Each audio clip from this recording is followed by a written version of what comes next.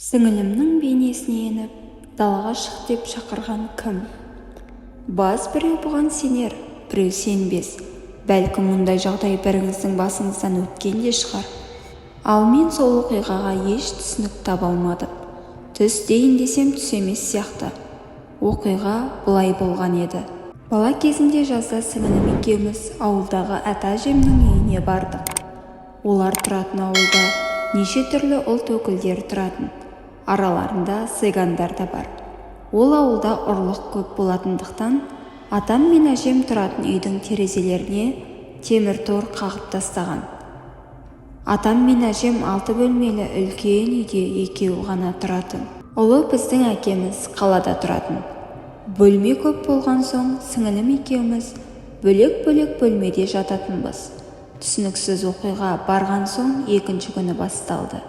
Түн ортасында біреудің терезені тықылдатқанынан оянып кеттім.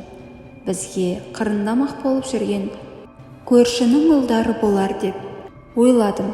Терезеге жақын барып қарадым, бірақ ешкім байқалмады. Қайта келіп орныма жаттым. Сәлден соң қайта көзім ілініп кетіпті.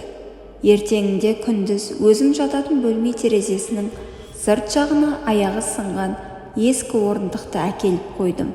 Ондағы ойым, түнде көршінің ұлдары терезеден қарамақ болып мінгенде омақасып құласын деген қулық болатын. Түнде тағы да терезе тырсылынан оянып кеттім. Терезенің арғы жағынан ақ киім киген біреудің көлбеңдеген сұлбасын байқадым. Көршінің балалары бізді қорқытпақ болып, үстілеріне ақ шүберек жамылып алған екен деп ойладым. Байқатпай барып, өзін қорқытайын. Аяғы сынық, орындықтан құласын, ертең мазақ қылам деп терезеге жақындадым. Терезенің арғы жағынан тесіле қарап тұрған ақ киімді әжейді көргенде өзім есімнен танып қалардай шошып кеттім. Лезде кейін шегініп, төсегіме келіп көрпені бүркеніп жатып қалдым. Солай жатып, әлден уақытта ұйықтап кетіппін. Ертеңінде түнде көргенімді әжеме айтсам ба деп ойлағам, бірақ сіңілім қорқақ деп мазақ етіп жүрер деп айтпадым. Бір жағынан дәуде болса, ол көрші ұлдар болар деген ой болды.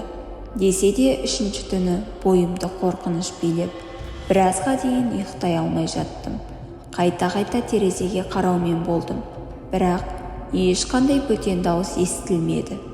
Ештеңе де көрінбеді. Ойланып жатып ұйықтап кетіппін. Терезе қағып, «Тұр, тысқа шық» деген дауыстан шошып ояндым.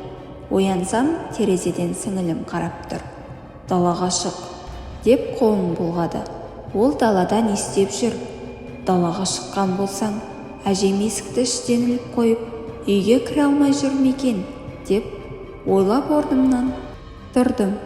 «Сырт есік жаққа бар» деп айтпақшы болып, терезеге қарай жүре бергенінде бірден ішім қатты ауырып, бүктеліп қалдым. Тіпті орнымнан қозғала алар емеспін.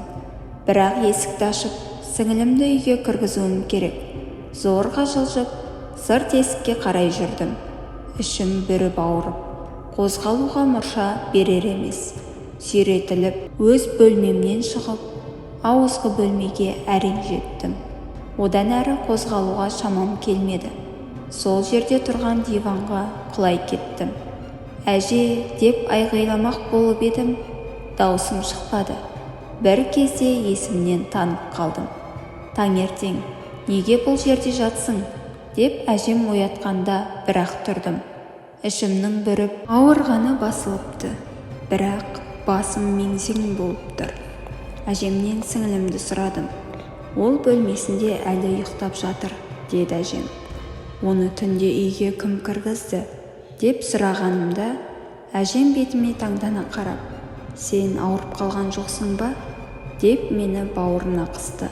Мен әжеме болған жайды айттым. Әжем жаман түс көргенсің ғой деді. Алайда түс көрмегенім өзіме аян. Түнде оянғанда терезеден қарап, «Тысқа шық» деп тұрған сіңілімді анық көрдім. Түсім болса, қалай ауызғы бөлмедегі диванға келіп жаттым. 3 түн терезені тақылдатқан кім? Бәрі жұмбақ. бірақ түс емес екені анық. Сонда бұл не?